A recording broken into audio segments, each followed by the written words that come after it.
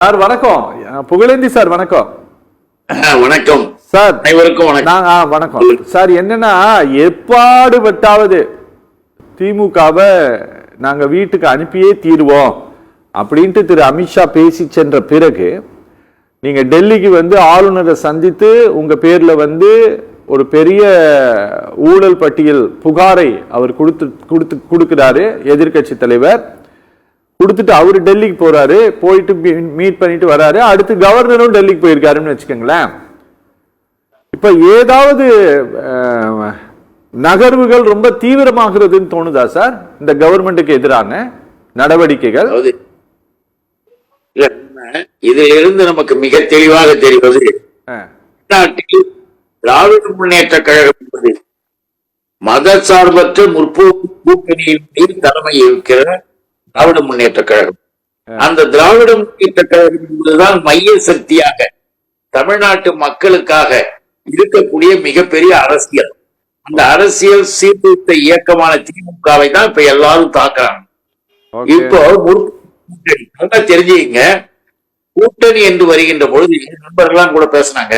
ஒண்ணு புரிஞ்சுக்கணும், திராவிட முன்னேற்ற கழக தலைமையில் இருக்கிற கூட்டணி என்பது கொள்கை கூட்டணி, மத சார்பற்ற மத நல்லிணக்க கொள்கை கூட்டணி.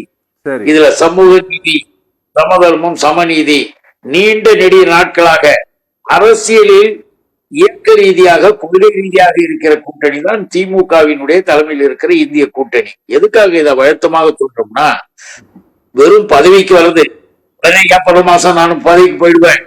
புதுக்கோட்டையில அமித்ஷா பேசுறது என்ன பேசுறாரு? தேசிய எங்களுடைய கூட்டணி ஏப்ரலிலே ஆட்சிக்கு, அதாவது பதவிக்கு போயிடுவாங்களாம். நரேந்திர மோடி தலைமையிலே தமிழ்நாட்டின் வளர்ச்சி பாதைக்கு அவர்கள் முடிவுலாம் கூட. நண்பர் சொன்னாரு அந்த கூட்டணிக்கு தலைமை வந்து எடப்பாடின்னு. ஆனா அவர்களுடைய பிரதான கட்சியாக இருக்கிற அமித்ஷா புதுக்கோட்டையில் பேசுகின்ற பொழுது எடப்பாடி கூட்டணி கட்சியுடைய தலைவர்கள் ஒரு வார்த்தை கூட அவருடைய பேரை கூட சொல்லல. அவர் சொன்னது எல்லாமே நரேந்திர மோடி, அவங்க மற்ற கட்சிகள் எல்லாம் கூட்டணி என்ற ஒரே வார்த்தையில போனார். இப்படி எல்லோரும் அதிகாரத்தில் நேரத்துல திராவிட முன்னேற்ற கழகம் அதனுடைய கூட்டணி இயக்கங்களும் எல்லாமே மிக தெளிவாக கொள்கை ரீதியான கூட்டணியாக இருக்கிறது நம்ம புரிஞ்சுக்கணும். அதனாலதான் எல்லா கட்சியும் சேர்க்கணும். எங்க வந்து புதுசா வரக்கூடிய சின்ன சின்ன கட்சி என்ன இருக்கு தமிழ்நாட்டுல, எல்லாரும் வாங்க திமுக இருக்கணும், திமுக. ஆக இவர்களுடைய நோக்கம் என்பதெல்லாம் இந்த அதிகாரத்திற்கு போகணும், பதவிக்கு போகணும், எப்படியாவது ஆட்சிக்கு போயிடணும், திமுகவை இறக்கணும்னா ஏன் திமுகவை இருக்கணும்? இன்றைக்கு நம்முடைய நண்பர் கூட இங்க பேச கூட அடிக்கணும்னு சொன்னாங்க.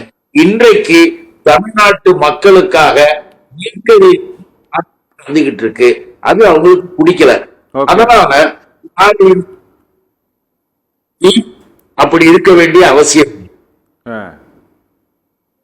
சார். இப்போ இந்த கூட்டணிக்குள் எழுந்திருக்கக்கூடிய பிரச்சனைகளை இப்ப காங்கிரஸ் வந்து பேசக்கூடிய அங்கொன்றும் இங்கொன்றும் சிலர் பேசிட்டு இருக்காங்கல்ல, இந்த ஆட்சியில் பங்கு அப்படிங்கிற இந்த கோரிக்கையை ஒவ்வொரு தேர்தல் காலத்திலும் இது ரெண்டு கட்சிகளுமே திமுக அதிமுக ரெண்டுமே சந்திக்கிறது தானா, இல்ல இந்த முறை கொஞ்சம் அதோட வேகம் கொஞ்சம் வீரியம் கொஞ்சம் ஜாஸ்தியா இருக்கா?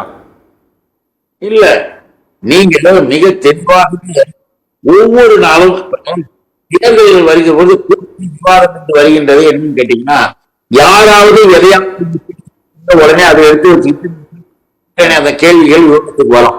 ஆனா உண்மையில கூட்டணி என்பது அந்தந்த இயக்கங்களின் தளம், அந்த தலைமை எடுக்கின்ற முடிவு அந்த கூட்டணி அமைப்பு ஏதேனும் கருத்து சொல்லுங்க என்னன்னு பேசலாம், அதுக்கு விளக்கத்தை சொல்லலாம்.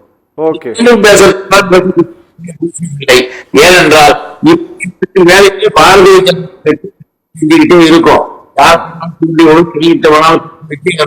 செய்யும். ஆனால் ஒன்று இந்த கேள்வி எனக்கு புரியுது, நல்லா தெரிஞ்சீங்க.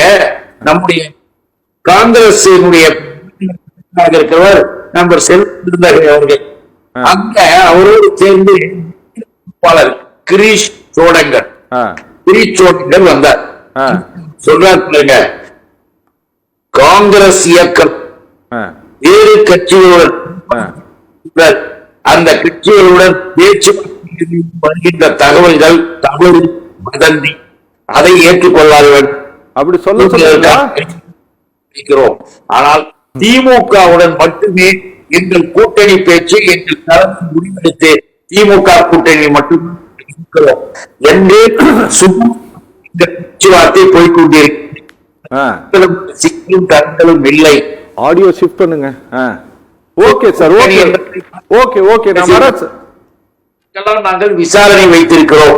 ஓகே, தெளிவாக இருக்கிறார். Okay sir, okay okay.